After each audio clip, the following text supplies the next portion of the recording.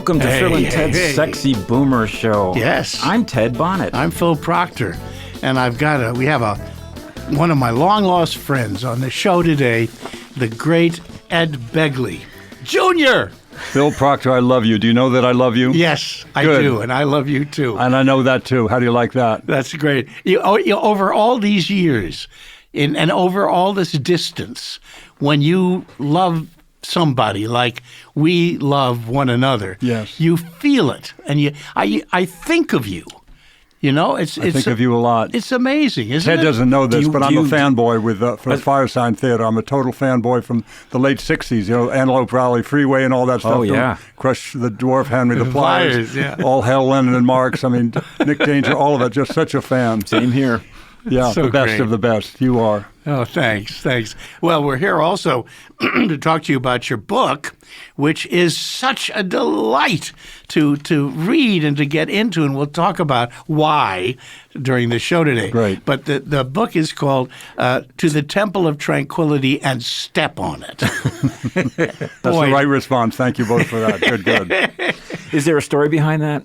There is a story. First of all, it's a line not written by me. I put it on the cover of the book, but it was actually uttered by one Dick Stahl, a wonderful Richard Stahl, yeah. Richard Stahl, great. You probably work with him. Sure. Great improv actor.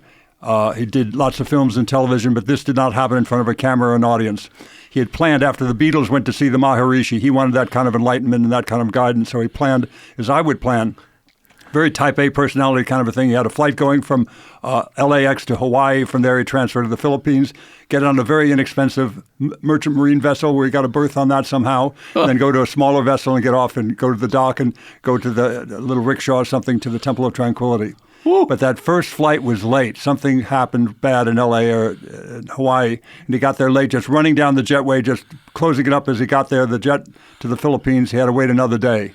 But then the rain started. It was monsoon season. Oh, God. And he couldn't get another merchant marine vessel for weeks and weeks. And he finally got there, and he got the other boat, and he ran up the dock, and he hopped into the little rickshaw and said, "To the Temple of Tranquility, and step on it." And he started to laugh. The driver started to shake his shoulders and laugh, and he didn't want to lose his tip. But it was ridiculous, of course, to say such a thing. But he said it, and he knew it was absurd, and he began to find tranquility in other ways, as did I. Oh. You sure did. This book, I read it cover to cover, just amazing. Well, you should have read in between because that's all the good stuff. Oh, yeah, really? I just did the sleeve. Yeah.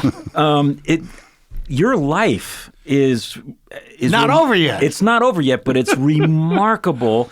And, you know, talk about a Zelig of who you've met and how you met them and what it led you to, and then all of your incredible experiences, and that you survived, and how all the people in your life. Ed, crazy. Ed, you think of yourself as a character actor. You're a character liver.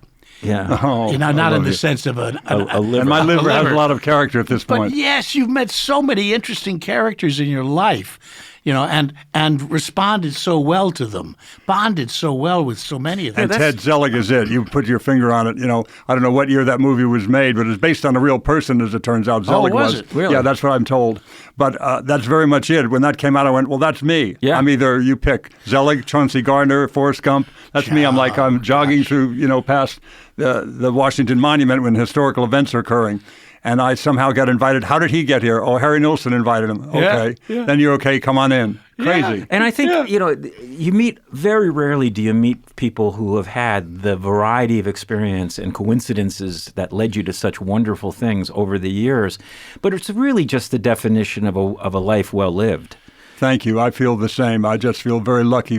I finally got gratitude at about age 30. I didn't have much of it before that, but I realized how lucky I was to be born Ed Begley's son, to get to work with Phil Proctor and all these other great people that I worked with over the years. How lucky. I was an ingrate for years. My dad made it look so easy. I thought, well, I want to be an actor. Get me on Gunsmoke. Tell us about your dad, quickly. My dad was an Academy Award-winning actor, a Tony Award-winning actor, on Broadway, a big hit. I saw him on Broadway in Inherit the Wind. You probably did with Paul Muni, maybe, and Melvin Douglas Yes. did it as well. But he was a great star, a wonderful radio actor, too, Yes. something I know you care a great deal. He was in Indeed. Richard Diamond, Private Detective, Aldrich Family, great radio shows. But he made it look so easy. I had this attitude, well, I want to do that. If my dad had been a plumber, I'd be fitting pipe now. But he did that and made it look so easy. I went, give me a Gunsmoke, give me a Perry Mason. I want to, not just one shot, I want to be a regular on the show, for God's sake. Where's my series? Wake me when I'm famous. And I didn't put any work into it. Finally began to train with the help of Bruno Kirby and others that were such a great example to me. Began to take some training, and then I began to work. You worked at Peggy Fury. As you say, Peggy Fury was a great teacher in my life, and Stella Adler, of course, was great, and many other wonderful teachers. My ex-Norwegian wife's sister worked with Stella Adler. She was her organizer and kind of. I probably met her then. She was great. Stella was wonderful, and I remember she had an assistant. Anna Semmingson. That's sounding very familiar. How do you like that? Isn't that wild? I was supposed to do a scene with Susan Clark, and I couldn't make it. Suddenly, I just didn't show up to do a scene with Susan Clark in front of Stella. Everybody was upset with me, but then I got word to them why I couldn't be there. I was in jail. A story we might get to, impersonating an officer. How you managed to survive? You were a raging alcoholic. Yep, quart of vodka a day. Yeah, honest to God. And Harry Nilsson was even more of an alcoholic. I know. I decided to outdrink Harry Nilsson. How stupid am I? Good luck. I don't recommend that. No. But then John Belushi calmed you down. Was a sobering influence on my life. John Belushi was very much worried about me. That's amazing. Too far, Ed. I don't mind partying myself, but you go too far. Now, you mentioned in the book, you say I had white privilege. You mentioned that, but because of your dad, but at the same time, your dad did not embrace the show business luxuries, and he was pretty straightforward. He was very. We lived in Van Nuys, a very modest home, a 2-bedroom home. Yeah. But also, having said that, he also had a home out in Long Island, another modest 2-bedroom home. But we were wealthy enough to have 2 homes, small ones, albeit.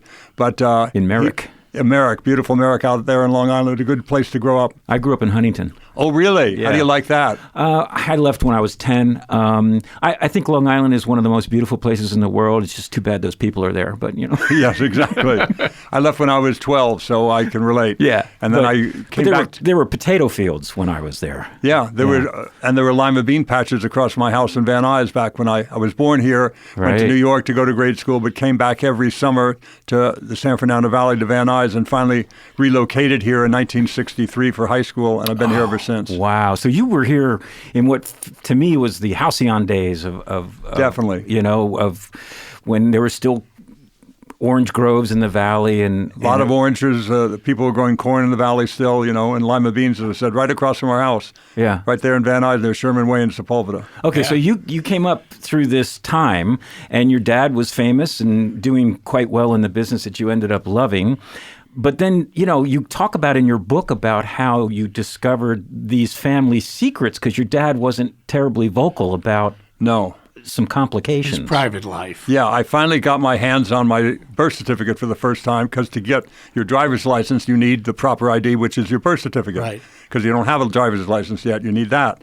So I get my dad just hands it to me. We go to the business manager's office, and he gets in the car, and we start driving back the valley from Beverly Hills, where his business manager was, hands me the document, just starts driving, and I open up. What does it look like? Is it written on parchment with a quill? There's a little baby footprint on it so we don't get mixed up at birth here.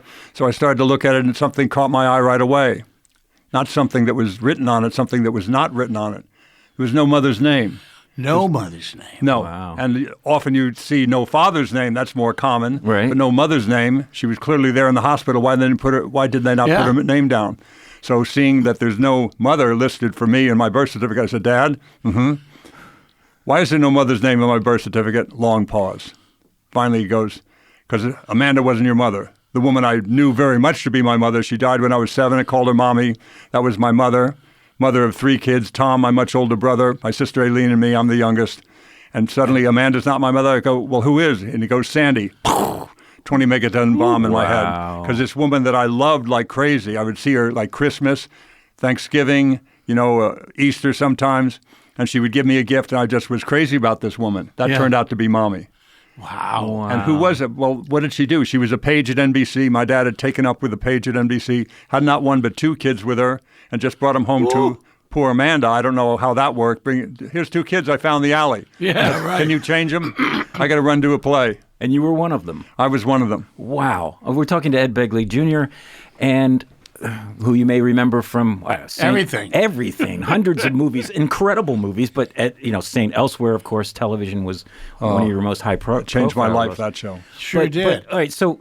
And we'll get on with this, but this is fascinating to me because it seems like you were sort of born into an addictive personality. And the reason I asked is because your dad would drive between the two houses when he was doing Broadway in Hollywood. Sometimes you would drive across the country. He would. And you found in Nevada, when you were driving one day, you found the one-armed bandit, the slot machine. Exactly. What a magical thing that was. Something lit up in your brain. You put a quarter into it or a nickel into it, depending on the denomination of the machine, and you would get a jackpot, which I knew I would get the first time I put a coin in because that's what the universe owed me. Of course. I was going to get that jackpot because it was owed me.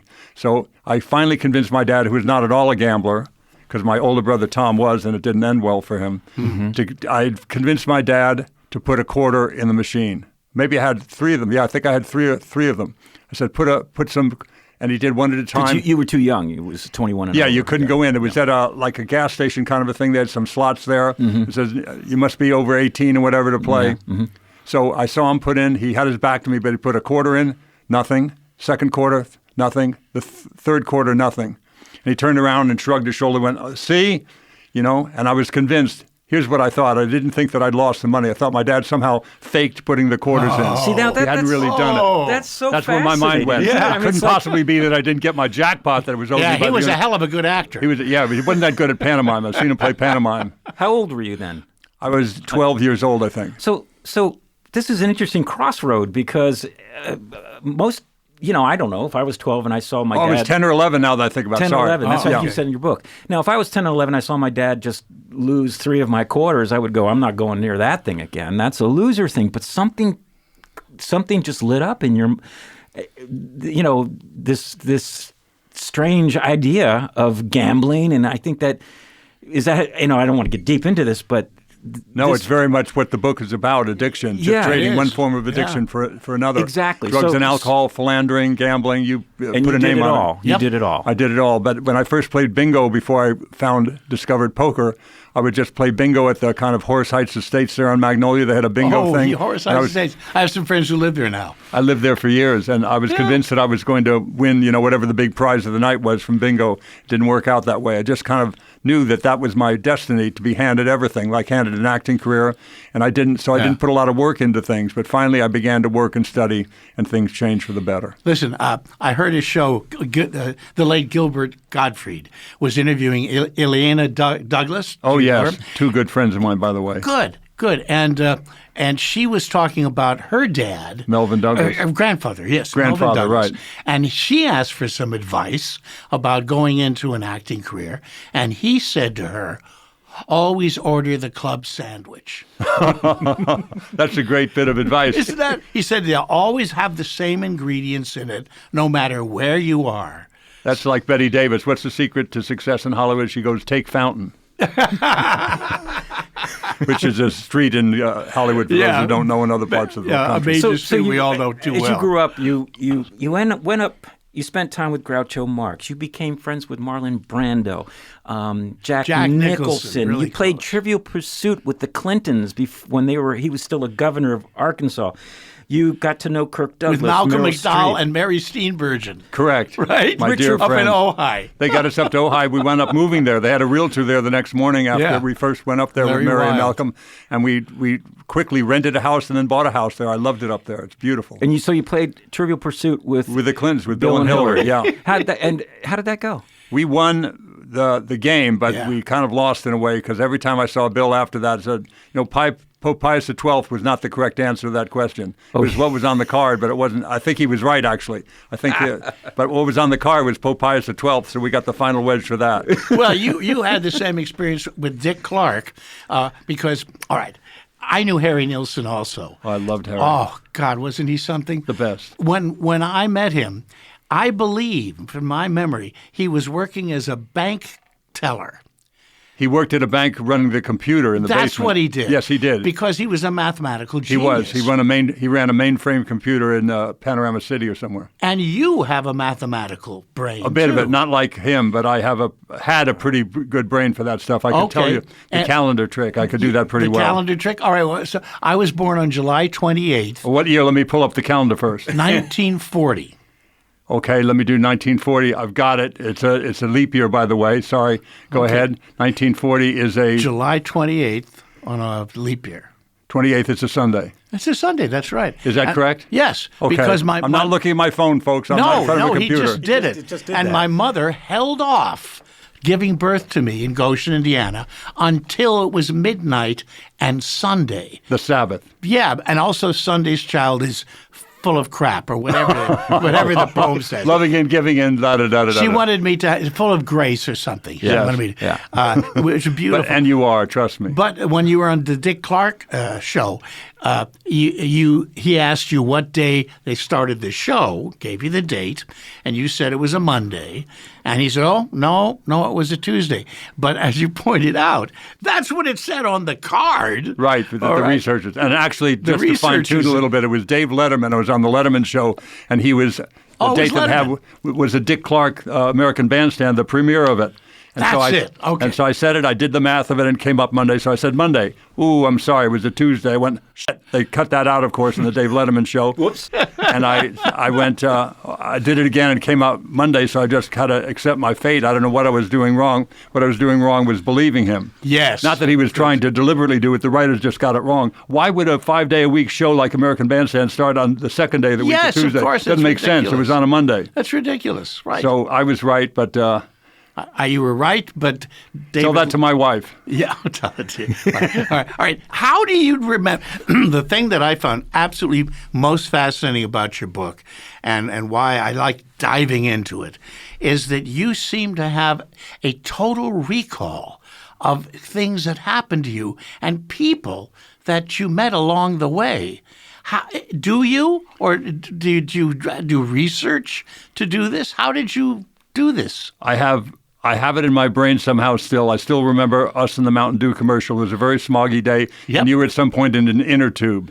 You Yes. were riding in an inner tube in a little stream that went by. What year was Why this? do I know that? Why do I not know why I went into the garage today just before I came here? I had no idea why I walked in the garage before I got in my car to come here. There was something that I needed to do, and it was to get my water bottle, and here it is. And there I brought it it back. But I couldn't remember that, if you had a gun to my head, but somehow I could remember you in that inner tube in 1972 in a smoggy day out in Santa Clarita. Not only a smoggy day, but that was on some movie ranch. Yeah, was the it? Disney Ranch. The Disney Ranch.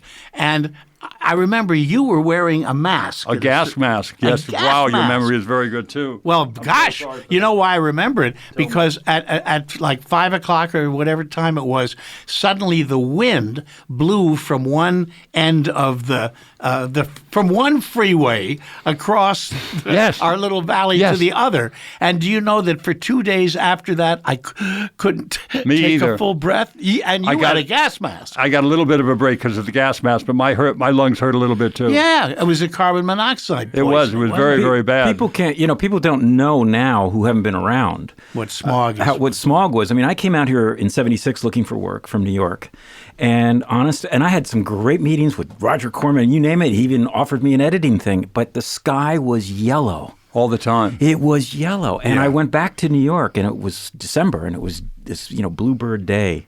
Yeah. And honest to God, I had an epiphany. I said, nope. And I stayed in New York another 20 years. When I did come out, it wasn't yellow anymore. They did change that. Yes. They did That's the fix thing it. we got to remember. There's plenty of bad news with the environment and other things, but the good news we got to celebrate as well, which is 4 times the cars since 1970, millions more people, but a fraction of the smog. Yep. The only people that are still getting hit are near the ports of Long Beach and Los Angeles, the people near the fulfillment centers, that are sending the Amazon stuff to us, and the other freeway interchanges, stuff like that. Those people have unhealthy air that we're going to clean up. We're going to get to that too, but we've cleaned it up for 90% of the population or more.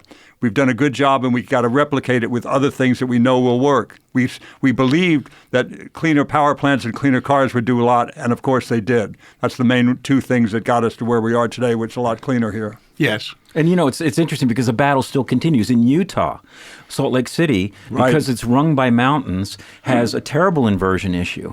They make people sick. Right. And the legislator there, which is very conservative, is fighting the environmentalists. And it's like, you just need to...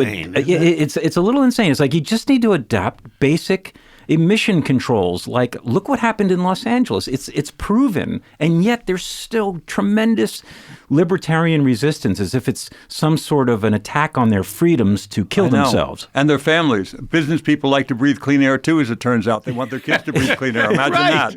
Right. And you've been... Now, how did you become... I mean, you really are known... You're not only a spokesperson, but you're an icon.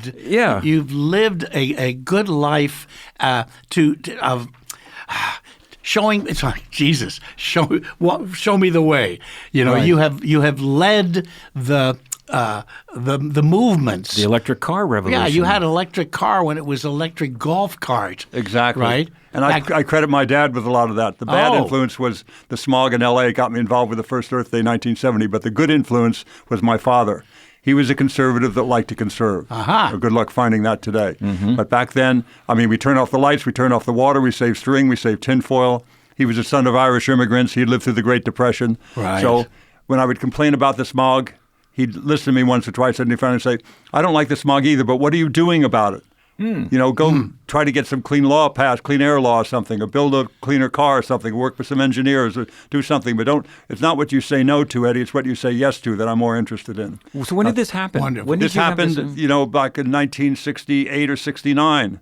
Before he died in 1970, and the first Earth Day it was within a few days of my father's passing. Oh, my. So I got involved with all that stuff to honor him as much as anything. And keep in mind, 1970, I'm a broken, struggling actor. I hadn't even done our Mountain Dew commercial yet. That's right. So I didn't No have a lot Saint of Elsewhere. That's right, long in the distance. But I wanted to do something that I knew would protect the environment, honor my dad, and so I started recycling. I started composting, became a vegetarian. I started riding my bike when weather and fitness permitted. I started taking public transportation even more. And I even bought a 1970 electric car. Wow. Imagine that. And when I say car, I'm being quite grand. We're talking about a golf cart with a windshield wiper and a horn, okay? Yeah. It had a electric cart. Well, that explains so much as to that. I always wondered what was your motivation, and it's your dad. That's fantastic. Very much so. And everything that I did was very inexpensive. The electric car was $900, which was a perfectly reasonable price for a used car at that point. But it got me around L.A. on a very smoggy day or a rainy day, when I didn't want to take, be standing out there in the rain or take my bike. So it even took me on a date with Cindy Williams. Remember Cindy Williams? Yeah. Sure. My dear friend from Laverne and Shirley. She played Shirley. Yeah. So I took her on a date. I did not get a second date, is all I'm going to say. The car was so slow, I didn't charge it fully or something. It was crawling. There was a kid on big wheel passing us by. Oh, a butterfly was going faster But you've been a good sport about this, because you've been parodied as the face of clean energy in that respect, in that kind of lifestyle on The Simpsons. I love The Simpsons. That was a high point in my life. What was the setup on that one? Everybody was getting on the bus, public transportation. You'd think I'd be in favor of it, getting on the bus to save the trees there in Springfield, to save the old growth trees. And I wasn't getting on. Why? They came up and asked me. I have a little tiny vehicle. They said, because I'm driving a car powered by my own sense of self-satisfaction. They had this little golf cart with a helmet on and wires going down to the motor and the wheels. It was very funny. Yeah, but didn't it stall on the tracks? But then the train That was the came? second one. That's right. The Ed Begley solar car. I'm going, and the eclipse of the sun stops me right on the railroad tracks. And finally, then the train stops. It's a solar train, as it turns out. So it stops a few inches away from my electric solar car. They're great. Now, but you took public transportation, but that almost got you killed. Yeah, I was big on public transportation. Folks, by the way, these are all wonderful stories. Well, wonderful, sometimes terrifying, but very interesting We're listening stories to Phil and in Ted's, the book. Phil and Ted's Sexy Boomer Show. Our special guest today is Ed Begley Jr. And we're talking about his wonderful book. That just came out last year, and now it's already last year of 23. That's right. And I read it cover to cover, and it is. I love you, Ted. It's absolutely delightful. But some of the stories. So now we're getting back to the dark side, the addictive quality of gambling.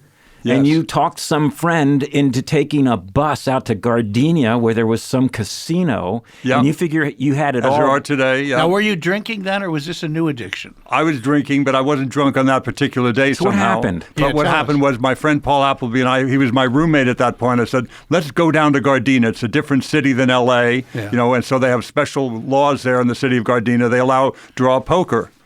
So let's go down there, and because I know you like poker too, let's go play in a real game with real card players. He said, great, I'll drive. I said, no, come on. You know me, I like to take my bike, the bus. I'm not going to bike down there, but we'll take the bus. It's real easy. One bus will take us right to Western and Santa Monica. Then the next bus will take us down Western Avenue right to where the Horseshoe Casino is. Let's do it. He said, okay. We got in the RTD, we got to Santa Monica and Western. There's a bus stop right near our house. We waited 2 minutes, got on the bus and see, I told you this is great. Yeah. Get off Santa Monica and Western, wait 5 minutes, the bus comes. I said, see, this is better than driving. You don't have to worry about the traffic. Right. We get to Western, not at the casino, we get to Western and Imperial. The driver says, inexplicably, he says, okay, end of the line. So, no, we're going down further down. There's a bus. I was told there's a bus. Yeah, but that's another bus system, he said. It's Gardena here. Another city, another bus system. You got to get on the Gardena bus line. Well, no, okay. So we get out. It's broad daylight at 3:20 in the afternoon. Lots of cars driving by. A busy Shell station there. There's no problem. And these, 10 kids start walking towards us with purpose, like a gang of kids. Ow. And I'm wondering, I don't want to run away. I don't want them to think I'm uptight. And then suddenly we're just knocked down and stabbed and beaten and wound up at, what was it called? Centinela Valley Hospital. I had a collapsed lung, as it turns out. Oh. But I lived through it, and it just showed me another time the kind of situations my addiction put me into. I wanted to go gamble, and look what happened. Boy, You also had Bad bet. some Bad very, bet is right. You had some very hairy automobile accidents when you were drunk. Yeah. Right. And astonishingly, you somehow bounced back. And the only time you ended up in jail was for impersonating an officer. Right. I remember when you were doing stand-up. That's Do you right. remember you also had the invisible dog? Oh, my God, you remember that, I remember Phil? that very well, yeah. I can die happy. Phil Proctor remembers my invisible dog routine. I swear to God, this the is Ace big. Trucking Company was playing at that Yes, time. Ace Trucking Company. That's George Memley, of course, and Fred Right, Willard. and Fred oh, my Willard. God. Yeah. At the Troubadour. Patty Sweet. Deutsch. And Yes. Patty Deutsch, oh God bless him. Well, Fred and Patty are gone now, but boy, oh boy, do their memories linger on. Likewise, what for me. strong, beautiful, wonderful Yeah, so personalities. how did you the get arrested impersonating a cop in front of the Troubadour? Tell right? us. I that decided story. in the book to tell the absolute truth, not the story I'd been telling for years, which I literally, like OJ, trying to find the real killers. I told it so often I believed it. So the true story is, well, let me tell you the bogus story. I was just walking from the Troubadour to Tana's, and these sheriff's Dan department guys Tana's, came by up the and way. Oh, Dan rousted me and Yeah, said, that's took right. me in, even though I was I told them I'm an actor and I'm wearing this for a role. We're going to be shooting soon. I was just on stage at the Troubadour. All of that is a lie. I was not performing at the Troubadour, as I told them. I was performing at a club I can't remember the name of, a little restaurant, kind of a place on Reseda Boulevard near Nordhoff. And I had my police uniform on. I went, maybe I'll go by the Tana's and have a bite. But first I'll go to the Troubadour and drink. The ladies at the bar will think this is funny, me in an LAPD uniform. Right. So I went in the bar to pick up women, basically. Let's be course. clear what I was trying to do. Of course. And then I said, well, let's go grab a bite. I found a nice lady to walk with me over to Tana's. And that's when the cops came up. I was not performing on stage. That was a lie I told them and everybody for years. I was just literally trying to get drunk and take somebody out on a date. But nonetheless, they did take me in for something that was a bum rap, because I should be allowed to wear. I wasn't knocking on doors at Tana's or the Troubadour saying, give me all your money, I'm That's a cop, right. and Yeah, right. give me your dope. I wasn't doing anything like that. I was just going to get a bite to eat. But I went to county jail because you don't want to do anything bad in 1973, sorry. You don't want to do anything bad on a Friday night because you got to wait the whole weekend to get out. Yeah, sure. And there's no Right. ATMs back in 1973, Right. so you can't. How are you going to get $500 for the bail? I didn't know anybody that had $500 sitting around. And you didn't have a little phone in your pocket to call for Exactly. help either. Yeah. I didn't have a house I could mortgage to get $500 from a bail bondsman. I had no way to get out. Wow. But I finally did get out on my own recognizance, and they even gave me my uniform back. Wow. I thought they were going to keep it. We're going to keep the uniform so he doesn't cause trouble again. The judge said, no, you're not. Give him back his uniform. It's a costume. Give it back to him. Good judge. Yeah, very good. Wow. So you did stand-up. You started doing stand-up. Yeah, how did you stand up when you were so drunk?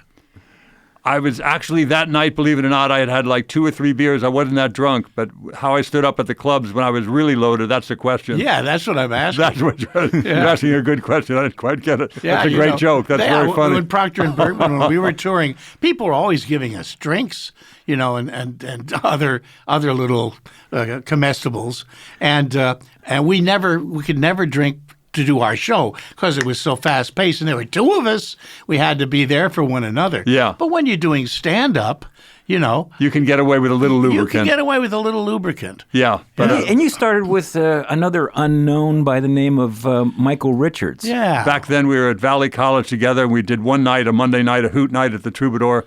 And some associates of Doug Weston saw us, and they tried to give us a contract. Doug Weston wanted to manage us because we had a very good night at the Troubadour and Hoot Night. Wow. And then we went to the Ice House and went on a few other times at different places. But Michael got drafted into the Army. It was the Vietnam era. Oh. And so he went off to the Army, and I went, I like this stand-up, though, with him. He's so funny. Yeah. But maybe I'll try something on my own. And I did. I was at a club called Tulagi in Boulder, Colorado. And I started my stand-up career there, my solo career. And I finally got into the Ice House when I came back to L.A., then finally the Troubadour, then Max's Kansas City, then the Bottom Line, and then clubs and colleges and concerts around the country. Max's had a good Kansas career. City. I didn't know Max's did comedy. They No, I did. didn't either. They had mostly singers, but I was an opening act, so I did like 15, maybe 20 minutes of comedy. And what's so weird, I got booked on these little tiny stages was I was a prop comic, so I had all these stupid props that I'd pull out. Yeah. And to have all that stuff on stage and to carry it around, I just wanted to make my life as complicated as possible, I think was what was going on. And Max's Kansas City, of course, was in New York City. Now, Right. the Ice As was House, the bottom the line. Ice House was the first place that Firesign Theater ever performed. Is that true? Yeah, and Bob Stain. Right. And you know who our opening act was? Who? Steve Martin. Oh, my God. And he was doing his balloon animals. I saw him do it. I saw him as an opening act for somebody. Maybe it was you guys. Well, maybe it was us. I know. And we got the good reviews, and they didn't get Steve Martin. How great he was. We went, good Lord. He's a genius. And then during our touring years, Procter & Bergman, we'd run into Steve very often on the road. And we knew he was going to have a sudden breakthrough. Yeah, me too. And boy, did he ever. I was doing the Exit in Nashville. I did the Exit In. I opened for J.J. Cale, then a new guy playing the piano that nobody had heard of, Bette Midler's guy, called Barry Manilow. And little Barry So I opened for Manilow. him. And then Steve Martin came to see my set. He was so nice to come in and see my set and have a few kind words. But he had just been at a local college doing a much bigger room than I was doing with Exit In. And he had hundreds of people there. And this is the first time he did it. He took them all. He said, come with me. Let's go off campus. They walked across the street. He took them to McDonald's and ordered for all of them. I want 200 hamburgers and It's out of a Woody Allen movie. Bananas. separate checks, yeah, but he didn't pay for it all, I don't think. But he said everybody who wants to get some fries or something, order what you want, and people are laughing. He had a lot of stuff to fill it in, but he was hysterical. He took everybody across the street from the college campus to a McDonald's. Yep. Who thinks like that? He was an absurdist. He is an absurdist, like Bob Einstein, Albert Brooks. Albert Brooks. Yeah. A surrealist. He did surrealistic He comedy. did, and did it very well. as they both man, did. and he parlayed that into wonderful character work. Yeah. Because he's so very talented. So talented. But again, all the people.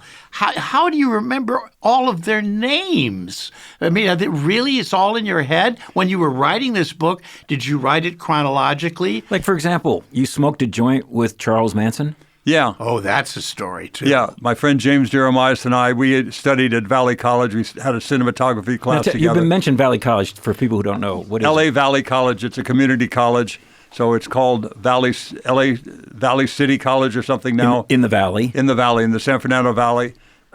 And James Jeremias went there. He went on to write a movie called Lost Boys you might have seen in the 80s. Oh, yeah. Wonderful writer, wonderful guy. We had a cinematography class. You were learning to be a camera I operator. was, which I did for a while. I was an assistant cameraman. You actually got in an into opera. the union, didn't you? I did. I got in the union, learning skills, adopting skills I got at Valley College. But one day James said, because we lived in the West Valley, I was in Northridge, James was in Chatsworth, he said, come with me, I want to go see my friend David Kurland. And he lived up a little further up the hill, so we went to visit him. Dave Kurland was a wonderful artist, and he lived in a tree house next door to a saloon. Very odd. Okay. So we go and we smoke a joint with Dave, but he didn't have any dope with him. So he said, my friends up in the main house have some good pot. Let's go smoke a joint. So we smoked a joint with some people, some very amiable hippies that were there. And one guy played a little music and what have you. And it was fine. We smoked a joint with them and had some small talk. I don't know what we talked about, but we left. Went back down to Dave Curlin's place, the tree house next to the saloon. I should have mentioned the saloon was not a real saloon, but a part of a movie set on the Spawn Ranch. The Spawn Which you might have heard of. Which became infamous. Exactly, because that's where the Manson gang lived. Yeah. That we didn't know who they were until a year later. They hadn't done the murders when we met them, of course, but a year later they were in the paper because they had apprehended them in Lone Pine, I think, where they had moved to. They were there, and it was all the same people. It was clearly the people we had met. You know, I had a good memory for faces back then, and I knew. I called up James and said, "Did you see the paper?" He said, "Yeah." Somebody called to tell me, you know, David Curlin or somebody. Somebody said, "Did you look in the paper? That's all the people that lived up at the ranch." It was just crazy. Wow. And there they were, the Manson gang, and we had smoked a joint with them. I hope none of the bad vibes was on the tip of that blunt. Damn. That's all I can say. I have a connection to all of that as well. Tell me. My first wife, Sheila Wells, who knew everybody, and she introduced me to a lot of the people that are in your book. Famous I remember people. Sheila now that I think of it. I think I met her. And she's around still. She's been very kind to me since I lost my dear wife, Melinda. But the night of the murders, Sharon Tate, who was her best friend and roommate for a while, was supposed to come to her house for dinner. And when Jay Sebring called, said, "I'm coming into town," so they decided to go out to dinner and then come back to the house. And Sharon called Sheila and said, "Why don't you come and join us later?" And Sheila said, "Well, you know, I have another friend coming for dinner, so I'll call you afterwards." When she called afterwards, the lines were down. She called Sharon's dad, the colonel, and he said, "Yeah, there's cops up there. We don't know what's going on." That would have saved Sharon and her baby's life. God help us. Fate, isn't it amazing? Amazing. It's just amazing. Sliding doors, closing doors that you just missed in a subway or a stairwell. It's just how close things are sometimes to one way or another. Those horrible murders. And, you know, it's a crazy story to have met them and smoked a joint with them, but the bad vibes that I seemed to be surrounded with back then when I found in my trash can and plugging my car in. There's a story. Listen to this. Oh, my God, yeah. You're plugging your car in, and there's a terrible stench coming out of your garbage cans, right? Actually, the plugging the car is another one that Cato Kalin showed me where to plug my car in. I'll tell you more about that. Okay. But the one with the stench was my neighbor from across the alleyway came to my door and knocked and said, "I think your cat has passed away because I think she died under the house." I said, "There's my cat right there." She was rubbing up against my leg. "Oh, there's something very bad under the house." We looked under there. It wasn't coming from under the house. It was in my trash can. So I opened the lid. I closed it right away because it looked like somebody must have hit a dog or something, a big dog, and put it in the trash can because I must have hit it or dog. I don't know what happened, but there's something horrible in there. So I go to the bank and come back, and now there's a whole bunch of police photographers and detectives and police cars and everything, and the stench is terrible. And I finally go and I look over the fence to see what is that there. What do they have there? It looks like a saddle or something, or some sort of leather. Oh my God, it's the torso. Oh my God, 2 arms, 2 legs. And a head. And a head. All of that is right there in the alley between me and my neighbor. And I don't. What happened to this poor young girl that was taken from her mother's arms to wind up in my trash can? What is the story behind this? And I never learned that story, sadly. No, you can't learn everything. But also Jeff Goldblum. One of the times that we met was in New York for the Macy's fireworks display. Don't know if you remember this. Yes, I do. You and Jeff had just come back from shooting Transylvania 5000. In Yugoslavia, when there was a Yugoslavia. Yes, right. And we said hello and got to to hug one another before the place blew up. At the show. But Jeff was held at gunpoint on your front lawn. My front lawn. He was coming by to play. We would either play Risk or we would play Monopoly. Risk. This night it was Risk or Monopoly. That's appropriate. He was coming in, he wasn't there, and he was late. People didn't have cell phones back then. So finally, Jeff calls me. He says, "I'm in the neighborhood. I went to one of your neighbors' houses." "What? Why aren't you here?" "Why?" "Because it happened and something. I didn't know what he was talking about." Finally, I got enough out of him. Somebody had come up and held him at gunpoint and taken his wallet and his car keys and driven his car away right in my front. What neighborhood were you living in? I lived in Larchmont Village, a very nice area. That's a nice area. Yeah, very nice. And so I Crazy. thought, what kind of energy am I putting out in the universe that I'm plugging my car in at O.J. Simpson's house, the wall where Cato Kalin heard the thumps? Why am I finding bodies in my trash? How about go back to Cato and OJ? Well, OJ was a friend of mine before he started murdering people. I didn't know him very well, but I would be invited to a party at his house regularly. I'd go to his house and have a nice time at a party. And I'd say, I'm running a little low on power. Can I get a little charge? He said, yeah, go plug in near the wall there. Cato will show you. So I'd plug in my car in the wall where Cato would show me and get a charge and go home. And then pretty soon we learned more about that wall and Cato and everything and the thumps that we heard. And the first few days, everybody like me would think, please say it ain't so. Yeah. I can't believe a guy that we all love so much is capable of something like that. But when it came out about her strong box in the bank, her safety deposit box and the Polaroid she had taken of herself, it was a spousal abuse case, the whole thing. Abused, right. Yeah. And she was afraid that something like this might happen, and sadly it did. Terrible. Wow. And again, an innocent person with her was also slaughtered. Ron Goldman, the wonderful Ron Goldman. I know his family a bit. I've gotten to know them. Wonderful people. I can't imagine losing a son like that. Fate. I know. It's just, it's incredible. Well, I mean, when you look back to Los Angeles in the 60s and early 70s even, I mean, you tell these stories and it just seems like the Wild West. I mean, what was, if you could go back and just sort of distill what LA was as in your eye? Yeah, and talk about when you were married to Ingrid, your first wife. Yes. And you moved to, what's that beautiful area? Ojai, beautiful Ojai. Oh, no, not that. Down in L.A. Oh, Hancock Park? Hancock Park. Yeah. Because that's where in your book, you describe a lot of crime was happening there. By the way, we're speaking with Ed Begley Jr., actor, environmentalist, and raconteur. And he's telling wonderful stories from his book, The Temple of Tranquility, and Step on It. And the book is as entertaining as Ed is right now talking with us. It's like a conversation reading this book. It is with you guys. But L.A. back then was like a Philip Marlowe, Dashiell Hammett kind of a thing that you see on the page. The jacaranda and the smell of the different plants and the orange trees, exactly, the orange blossoms. It's just a beautiful place to live with all this dark underbelly that's going on as well that nobody knows about. And I certainly flirted with it. I had some encounters with it.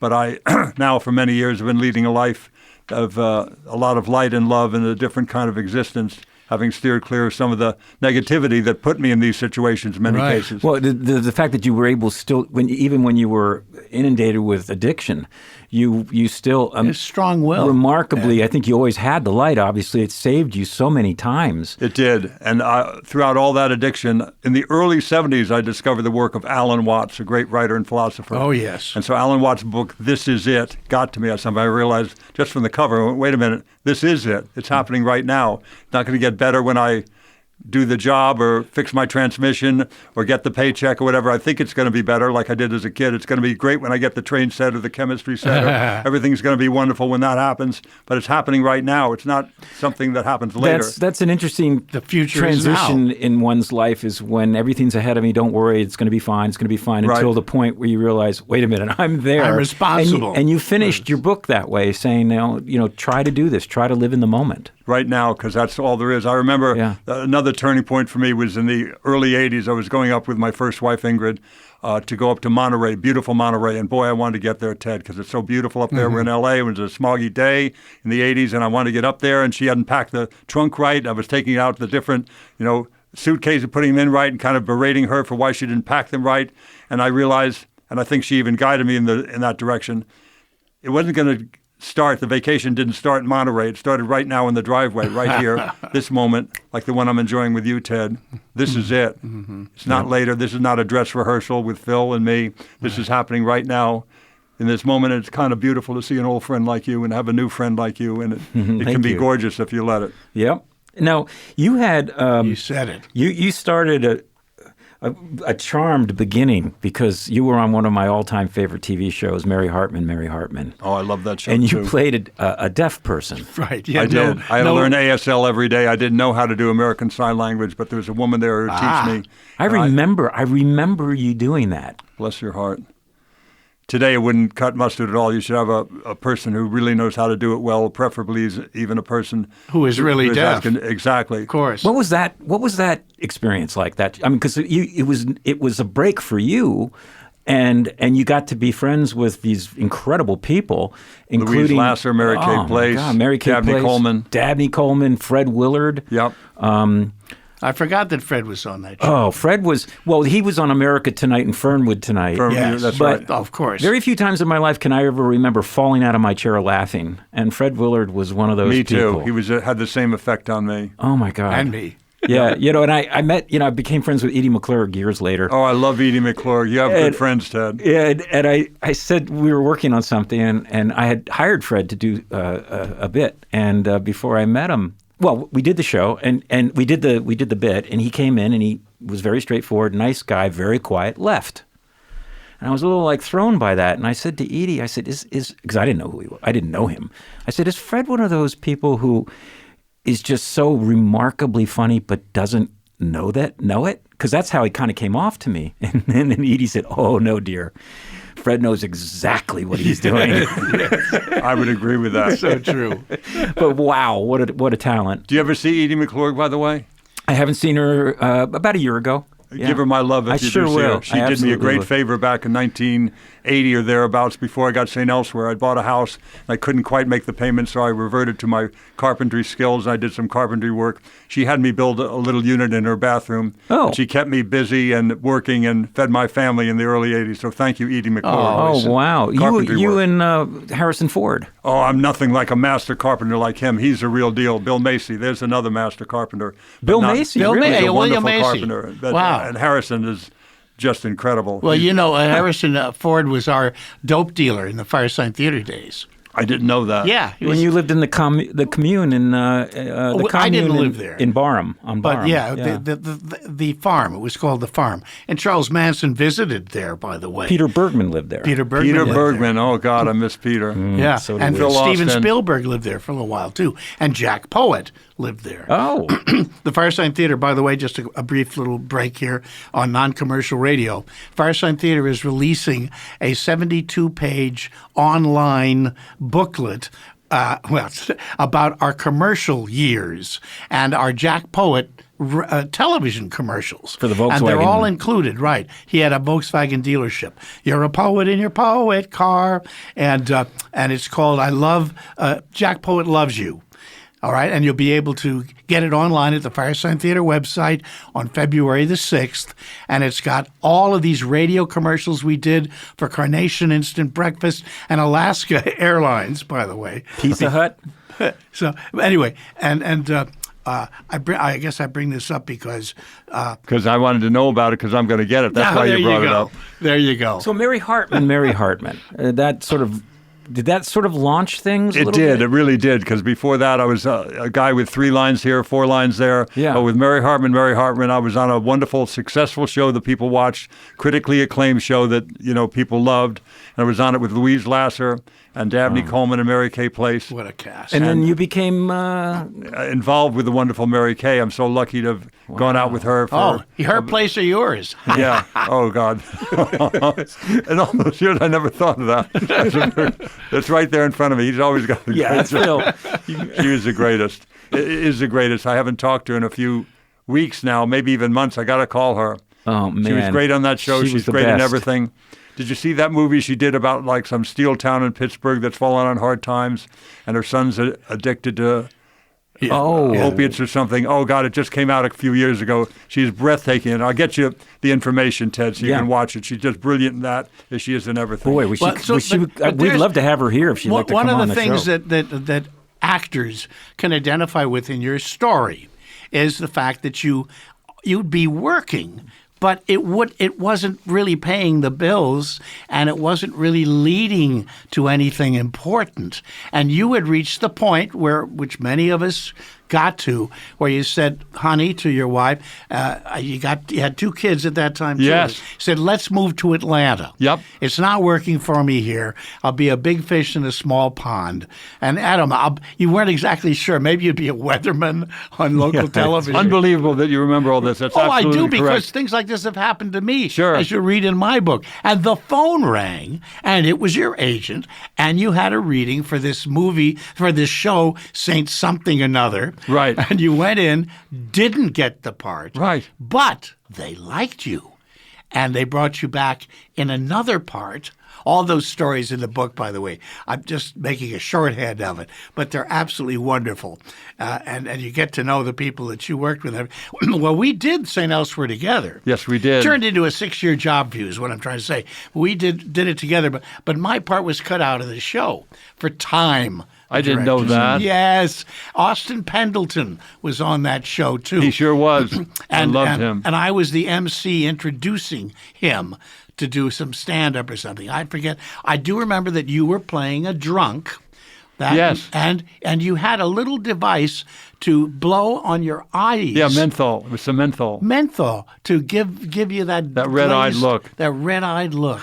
That's acting, folks. Your luck. I mean, this is, apart from show business, you're down having breakfast on your way to LAX to fly out, and Cesar Chavez I know. walks in, and you go up and talk to him. I know. And then you, of course, like everyone, you become friends. Become friends with him because I just wanted to meet him in person. I'd supported the grape boycott, the lettuce boycott. Mm-hmm. You know, when he said, stop buying this stuff, I was with him. You know, no lechuga, no uvas. Yeah, let us stop. Exactly. Right. And so I helped them. There was a strike fund that I gave some money to. So, but that was all from a distance. And here he is before me. I couldn't not say hello. Went up, you know, right after they ordered the food and before it arrived, so I wasn't bothering them. Him and his friend Irv, and said, "Mr. Chavez, I'm sorry to bother you, but I just want to give you my card. If I can ever be of help, let me know. I've been a supporter for years."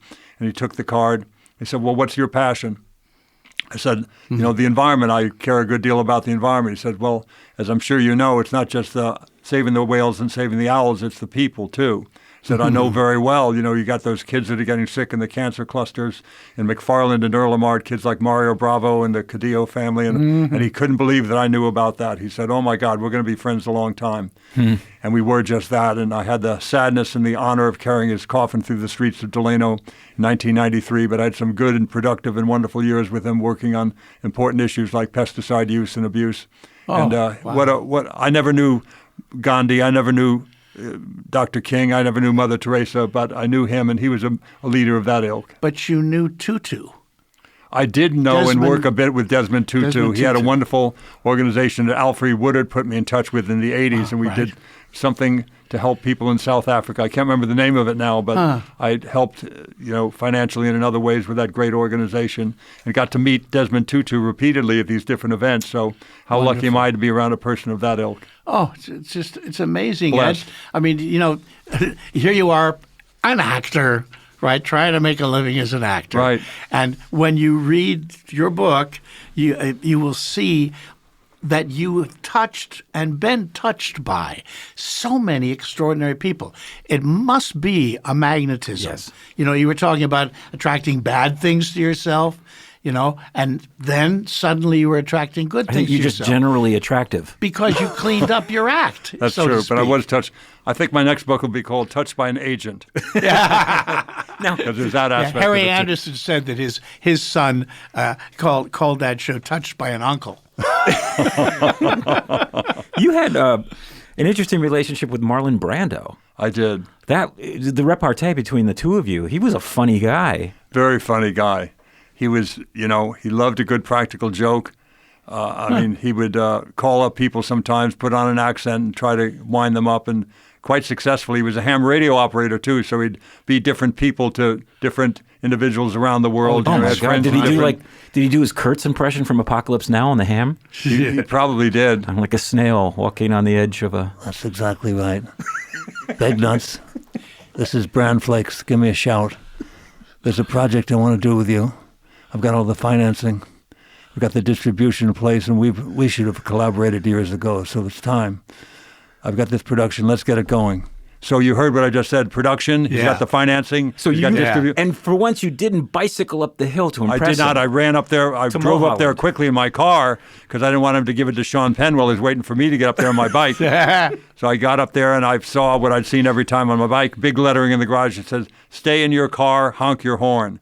The reason for that was he had these massive dogs, I mean, big enough to ride dressage, these huge dogs. But I knew them well, so I just put my head down to offer them my neck to make sure they knew I was a supplicant before them. And they came up to me and licked me, and then I walked with them alongside the pool, this pool that was green with algae. Careful not to slip in, because if those gunite walls could talk, I can only imagine how that pool got in that condition. So I sat down for my meeting with him about this project we're going to do together. So I wasn't sure who would start. So he starts off with, Do you know how many volts an electric eel puts out? I went, I don't know exactly how many, but I'm sure a couple hundred volts, but not a lot of current. And just for a second, this is why you're perfect for this project. So I'm thinking it's something in the sea. We're going to do aquatic acting together underwater. I didn't know he was a diver. I'm a licensed PADI diver. It's going to be great. No, he said, what's the name of the town down the coast? The town down the coast? I mean, below Santa Monica? Well, there's Manhattan Beach, Seal Beach, Huntington Beach, La Jolla. That's it, La Jolla, the Scripps Institute. You and Joe Bretzman are going to go down there. You're going to get 70 of them. You're going to bring them back here. 70 what? Electric eels, for God's sake. We're going to run every home in America. Thought, is he winding me up now? Is he having fun with me like he does with the ham radio people? No, Marlon, how are you going to harness? Harness being an appropriate term in this case, like a little cartoon seahorse. How are you going to harness with wires twisted around in 5 minutes, twisted to shit? How are you going to get the power from the electric eel, which, by the way, is only for a fraction of a second when they've done something. Then they're out of juice for another 8 hours or whatever the hell it is. Yeah, like me. Very nice. Sorry. And so he said, why is everything no with you? You're always so negative, for God's sake. Try to say yes for something once in a while. So he said, here's the next thing. You got to say yes to this. Do you still have your wind turbine? I said, I do. How would you like to increase the capacity by 100%? That sounds pretty good, Marlon. What do you have in mind? He said, give me a piece of paper. And he started drawing this picture of looked like a cornucopia with the end cut off, or a hearing horn, or like a funnel. What's that, Sonny? He had... And so he said, we're going to put this in front of your wind turbine. I looked at the napkin. I looked at him. I said, is this to scale? He said, yeah. So I got a little ruler, measured somehow. And I looked at it. I said, that would make this funnel, this thing it would be like 400 feet high and made out of what, by the way? You know what that's going to cost? And also, by the way, it's going to tear down my wind turbine, because they're only designed to take 40 knots or something worth of wind. Then they shut down. They flatten out the blades so that the wind can pass through, because the pad and the structure won't take it. Yeah. They only design them for 363 days a year blows past them. Good use of resources, actually. Why is everything no with you? Everything is always no, for God's sake. But it wasn't no all the time. He came up with Dr. Craven, this wonderful thing with deep ocean water cooling to cool different resorts in the tropics to cool them. And it worked very well, and it's in use today in Bora Bora and other places. Well, we're out of time. No. You have to come back and talk about Jack Nicholson. And yes. Happy to do it. I love that man. Yeah, I did The Safe Place, Henry Jaglam's first movie with Jack. You sure did. And he has a real relationship with it, too. Oh, man. Man, you know, I know so many people in your book. It's mind-blowing. And they know you and they love you, by the way. Oh, well, that's very sweet. I love working with all of them or knowing them. But anyway, you should. I'm coming back, like it or not. You got lots of stories. Our guest today, Ed Begley Jr., and boy, oh boy, you know everybody. You know everybody. It's wonderful. Between the two of us, we know everybody. Unbelievable. Plus. His book, a memoir, To the Temple of Tranquility and Step on It. You can find it everywhere you buy books. Yeah, so step on it and go get it, folks. Thank you so much, Ed. Thank you so much. Ted, thank you. Such a pleasure Phil, to reconnect with you, my friend. Love you. Phil, next week, same time, Shadow same channel. Stevens. Shadow Stevens. That'll be fun, too. Yeah. Okay. Give him my Bye, best. everybody. Take care. Keep listening.